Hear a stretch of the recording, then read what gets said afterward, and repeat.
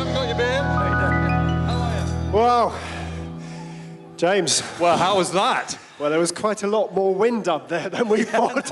A little bit more than you bargained for. No, I literally had to prise DC's hands off the doorframe of that aircraft. That's why it took so long. I know, I'm sorry. I was out of my comfort zone there, I've got to tell you. I'm feeling much more comfortable here on the ground. And how did Goodwood look from up there?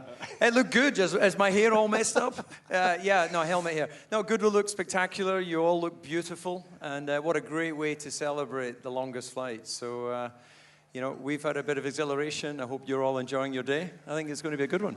Well, Chris, you're CEO of IWC Schaffhausen, and you know, it's thanks to you that this day is happening because you're the primary sponsor of the longest flight and the Silver Spitfire. I mean, how did that come about? What made you take on this massive enterprise? Well, you know, we've actually been making pilot's watches ever since 1936. We have a huge tradition in this, making instruments for the cockpit. But of course, also telling stories of engineering and great adventure. And what greater an adventure than supporting the Silver Spitfire? I've met Matt and Steve about 10 years ago, first time. I always knew we wanted to work together. And then we bumped into one another, and that project came about, and in a minute and a half, we decided we've got to do this together. That's been about 2 years ago. Now it's amazing to be here today, stand here, and finally see the day of those two taking off, see the beauty of that aircraft. That weather, it can't get better than that. No, I know, the gods are shining. And, well, we've got about half an hour to go now. I mean, it really is getting very, very close to departure time. Definitely. How are you feeling about it? Are you kind of anxious, nervous, excited, bit of all three? All of it, definitely. No, a little bit nervous, definitely. Positively excited, but once we get going, it's going to be a blast. And David, good effort to come over from Hungary in time for this. I mean, that sounded like an amazing Grand Prix yesterday. Well, it was. I think that Formula One is in a good place right now. We've had some spectacular races. Congratulations on your success and the win yesterday as a partner of Mercedes-Benz. And, you know, I think that if you look at the engineering art that is the Spitfire, and you look at the history of motorsport, it actually started through pilots racing around the airfields in between sorties. So I feel there's a very nice connection between the world that I've lived in and this great event here today. So I feel a lot of excitement to be part of the brand, to be able to see Matt fly off. I know that Steve's going to be joining him later in the journey. So we wish them very much the best in their endeavors. Absolutely. And I mean, you're used to, I mean, as a Grand Prix motor racing driver, I mean, you're used to kind of high pressure. I mean, have you got any tips for Matt and Steve? Well, you know, tips I can give them on the ground, but when it comes to going in the air, I think that they're experts in what they do. There's a great engineering team behind this amazing journey. So in the end, you know, I can give them some, videos of my victories if they want some entertainment along the way. But I think they're going to have their hands full when they're flying the aircraft. Probably share your playlist later with Matt, I guess. Exactly, indeed. But the three things that you've got in common here, you've got an amazing Spitfire, you've got Formula One motor racing, you've got precision watches. It's precision engineering that's the key, isn't it? Yes, and always doing precision engineering and trying to actually solve a functional challenge and then creating something that is timelessly beautiful in the process. I think that is what fascinates me. We see that in race cars, we see that in planes like the Spitfire, where an engineering challenge actually becomes a beautiful sculptural design. And I think that's for me as a designer, that's just it. And you've also recently announced that IWC is going to continue sponsoring the Boltby Flight Academy here at Goodwood. Of course. No, I mean, they do such a fantastic job keeping that skill base alive, keeping the passion alive for really those machines that are conceived by, you know, very dedicated, slightly somewhat crazy gentlemen and ladies, and it's fantastic to see this still kicking live in action. And I think we all appreciate that heritage is important. It does have a place. You know, you always want to be looking forward, but you also need to make a nod to the past as well. Well, I think that, if I may, a lot of the great designers in Formula One today use a lot of the inspirations from the past. And, you know, Adrian Newey, who's one of the more successful designers, famously has a picture of a Spitfire in his office. And he's someone that is able to harness what nature is delivering. So I think that, you know, in celebrating the past, we're still able to be inspired by them. Absolutely. And as you say, I mean, it's that blend of motor racing and aviation here at Goodwood, isn't it? You know, from Brooklands to Goodwood, this is where it kind of comes together. And you kind of sort of smell the pioneers in the air, don't you? Those guys of yesteryear. And of course, we'll see it again at the Goodwood Revival in a few weeks' time. But, you know, what an amazing combination. Yeah, there's that famous picture of Douglas Bader actually with his Hurricane and his Roadster race car in front here at Goodwood. I mean, yeah, it's all coming together here. What a fantastic place to celebrate the send-off of the Spitfire.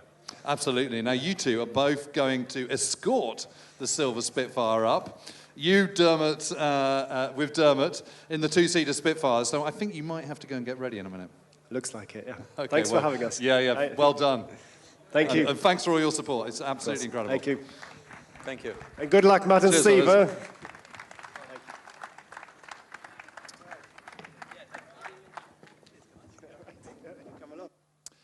And now, ladies and gentlemen, you've heard from Matt Jones, pilot Matt Jones, but we've also got Steve Brooks here.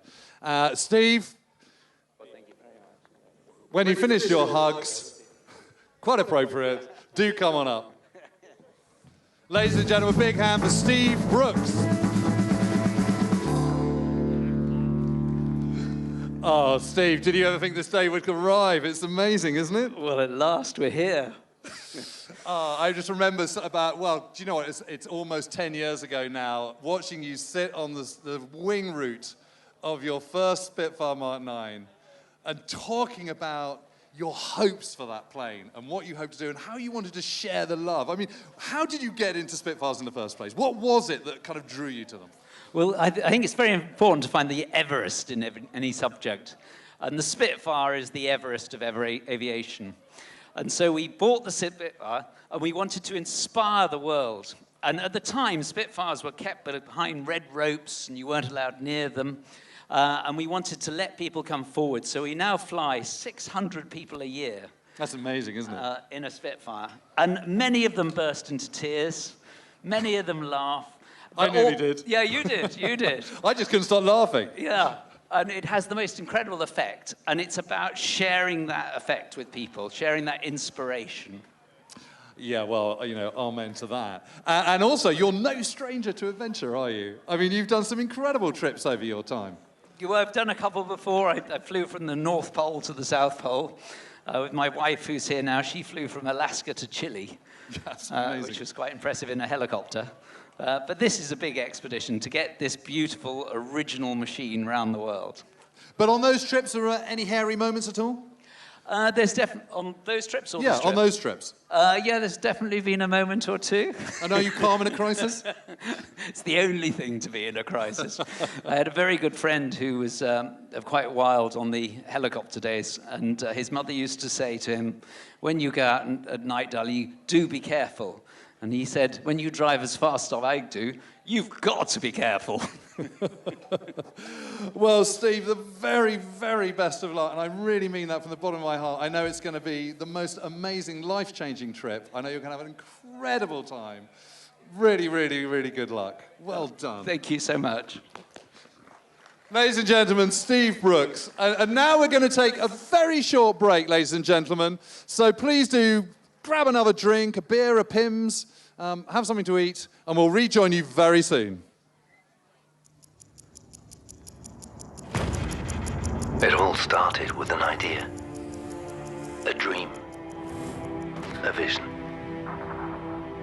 Some called it crazy, some called it brave. If we had doubts, I can't remember.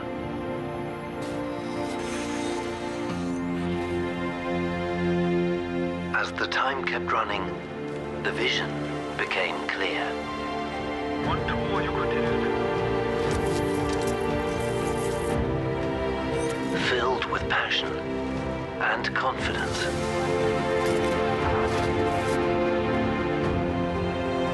We all embarked on a journey. But the real journey is still to come. The longing for this moment brought us here. And now we prepare ourselves once more. This is the Silver Spitfire.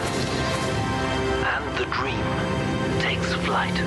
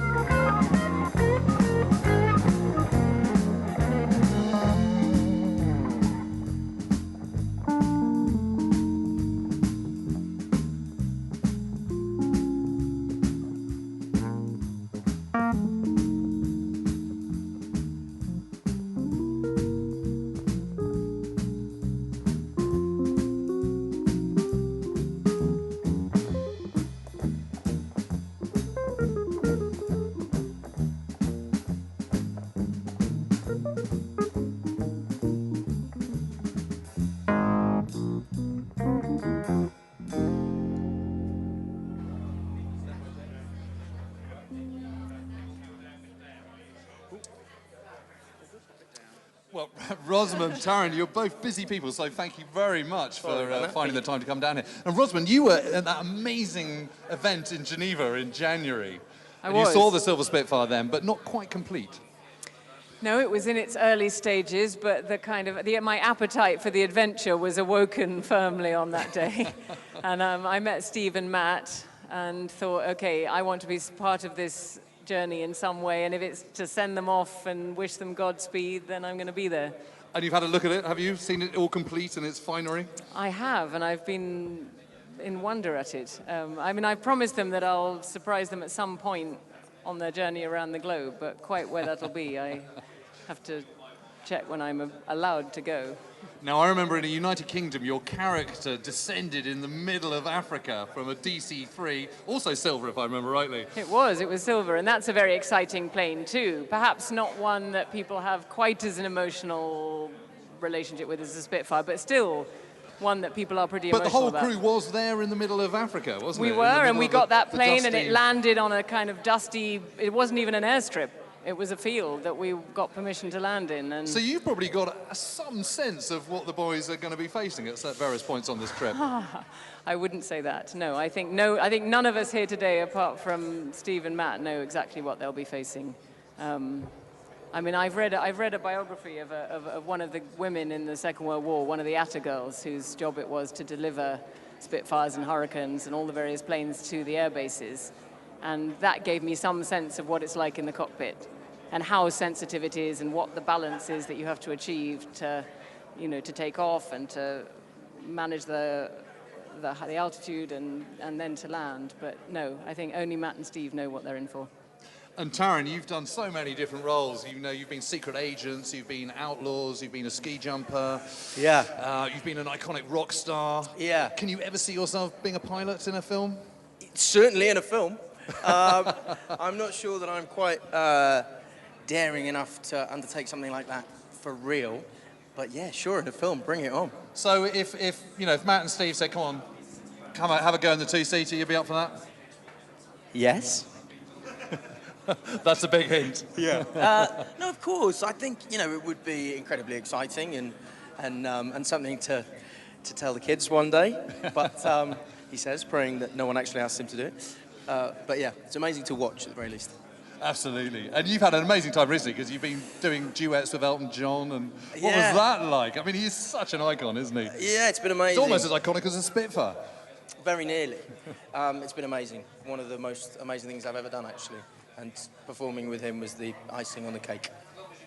Well, thank you both very much for joining us today. I've got to go over and see how the preparations are going. It's getting very, very close to takeoff time. And I've got to see how Dermot, Chris and David are getting on in their two-seaters. But thank you very much for sharing your thoughts and for giving us the time. Thank you. All the best.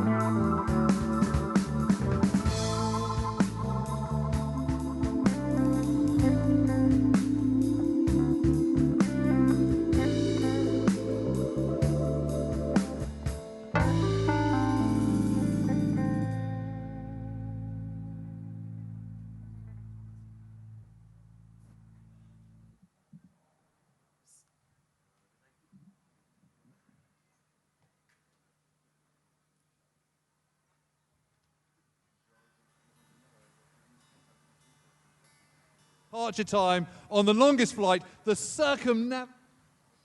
Here with Dermot O'Leary. Dermot, how pumped are you? Like you wouldn't believe, James. It's incredible, isn't it? Absolutely. Scale of 1 to 10, are you 11? Oh, right. Now, you've flown in this plane before, but what's it like today to be a part of this? Do you know? Well, I think that it's always an exciting moment. I mean, I've done it. I've had the great privilege of being in the Spitfire twice, but I've never done anything like this. So we're actually going in formation. The guys have just been sort of talking me through in the briefing. It's just to see and actually to see the silver spit kind of take off and you know, hope to get a couple of cheeky snaps while I'm up there. I know you're not supposed to, but I'm sure you'll be able to. Yeah. I mean, you know what this is like. It's the smell. It's what this evokes for me.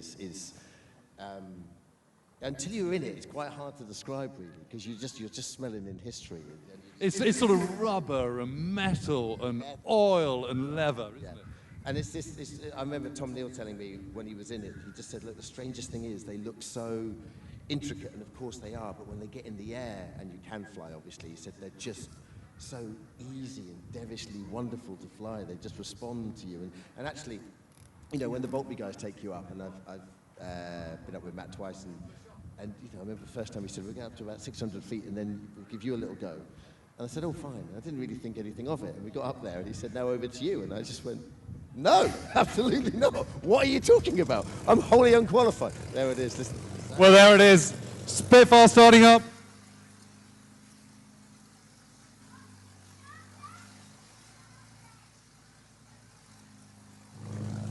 Cheers, fella.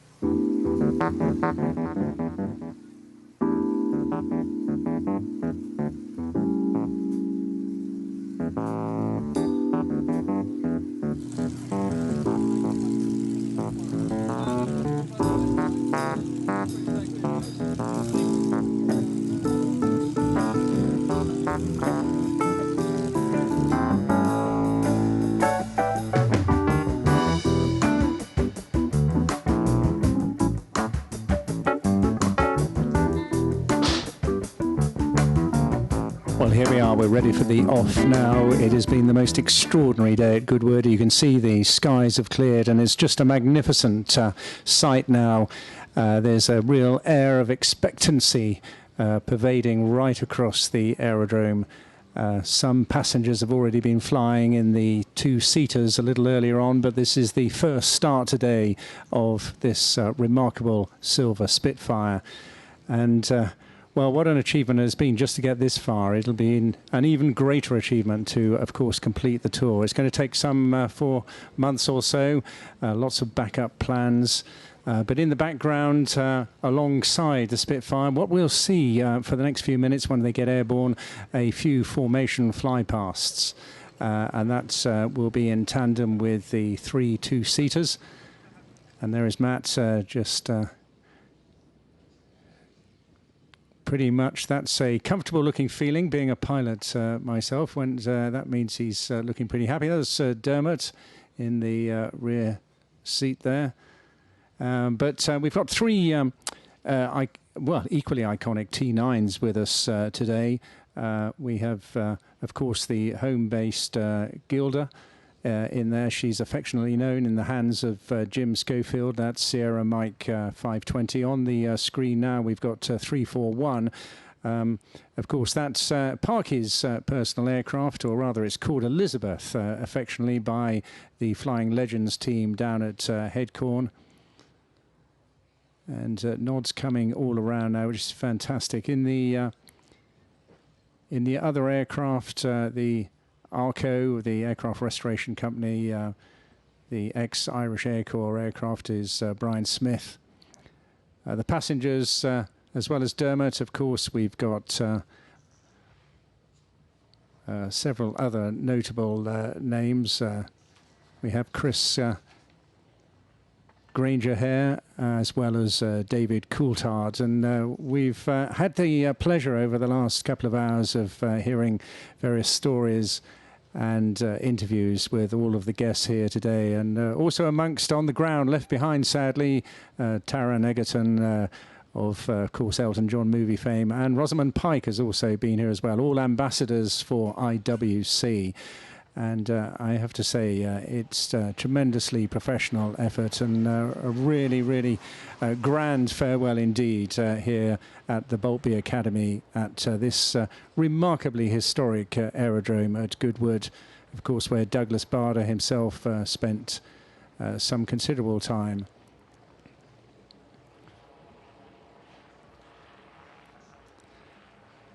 So known as Gertie, here's Matt now taxiing out in the silver Spitfire, a Mark 9, and you can see it finished and polished beautifully in aluminium with all the guns removed, really part of the demilitarizing of this aircraft, not just to, of course, highlight the timeless beauty of its design, but also it does make it a little less provocative than when adorned with camouflage paint. And as a result of that, both Steve Brooks and the rest of the Boltby team hoping to broaden the appeal and reach of the project and gain easier access to nations en route. And by presenting this aircraft in this beautiful bare metal state, they're aiming to highlight all of these wonderful features of not just the Spitfire, but drawing attention, of course, to the unique and famous shape of the airframe, but trying to do good as well. And it was interesting meeting some youngsters from the Fight for Peace campaign, part of the tie-up with IWC and Larius, the sports suppliers. And really wonderful to see so many friends of both companies here today to see this beautiful machine on its way. Of course, originally designed as a short-range, high-performance interceptor by R.J. Mitchell, an equally famous name. Sadly, he never saw the great success of the aircraft. He died of cancer in 1937, but his chief designer, Joe Smith, took over the reins and really developed this aircraft to its full potential. Over 20,000 of them were actually made in 24 different variants, and they served right through until 1956. It was shortly after that, actually, that the Battle of Britain Memorial Flights was formed at Royal Air Force Biggin Hill, itself an equally famous fighter station. Matt now gingerly taxiing out. Of course, none of these warbird pilots ever like to hang around on the runways. Overheating is one of the big issues of the Merlin engine.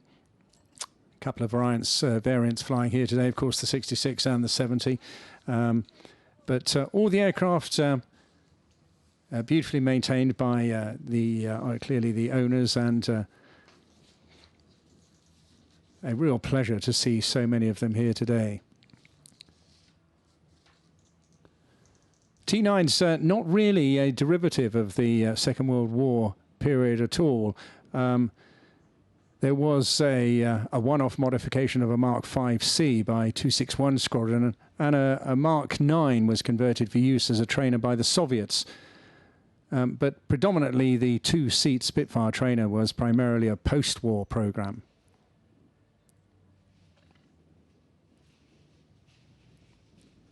All four of these, a variety of either the high-level or low-level variant of the fighter Mark 9. And all coming out of the equally famous Castle Bromwich factory. Castle Bromwich, of course, built as a ghost factory after the bombing of the Supermarine Works down near Southampton. And I know an air of expectancy outside now as the pilots get ready to depart. They'll be running through their pre-flight checks, checking the T's and P's as we know it. Big difference between those three there is not just that obviously the silver Spitfire is single seat, but it's also got a massive extra fuel tank behind the pilot, an extra 66 gallons. Interesting configuration, and of course that's all refurbished and made ready by John Romain and his team at the aircraft restoration company across in Duxford. We had an interesting chat this morning about the effect that had on the C of G, and it does tend to oscillate a little bit, and Matt was explaining how gingerly he has to trim the aircraft out. The other factor, of course, as all pilots will be aware of, is that he'll be taking off at quite a heavy weight, but they've not actually landed yet with a full fuel load, and that could be tricky, which means adding somewhere in the region of 20 to 25 knots, and therefore quite a high speed to bring, if there were a technical issue once he gets airborne, he would have to bring that in at a very different speed to what most Spitfire pilots would be used to. He spent many hours training alongside Steve.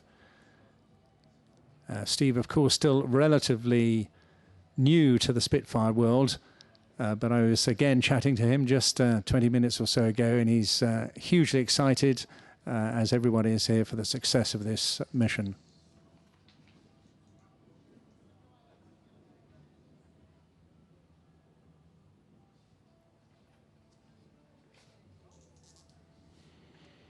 A wonderful sight. It's extraordinary in many ways that we now have so many Spitfires flying back in UK, probably more than ever before since the end of the Second World War. And of course, there are also a huge number of Spitfire pilots. The Boltby Academy has trained many, but through training at the BBMF, of course, the Flying Legends team down at Headcorn, Biggin Hill, and so many other restorers over the years, has formed a tremendous pool of experienced Spitfire pilots. So we're on the roll now. It's certainly looking good. And they say, if it looks right, it flies right. And I think the whole history of the Spitfire underpins that age-old saying. Tail is up. Good airspeed, good rate of climb. You can hear him going past me outside the studio here at Goodwood. And there she goes. What a marvellous, marvellous sight. Matt, totally committed to flying Spitfires. He pinches himself, I think, every day. He first took to the skies whilst in the RAF CCF section at Exeter School, where he flew the Chipmunk.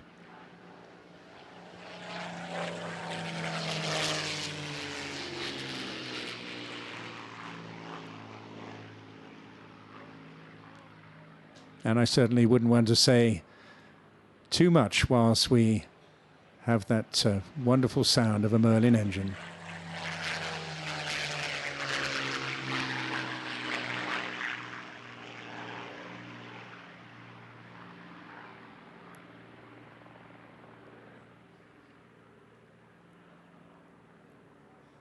Matt and Steve formed the idyllic relationship here in generating the school.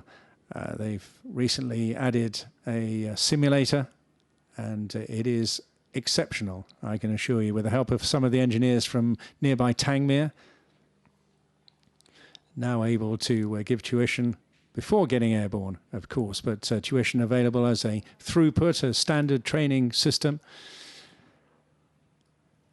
And all you need is the money.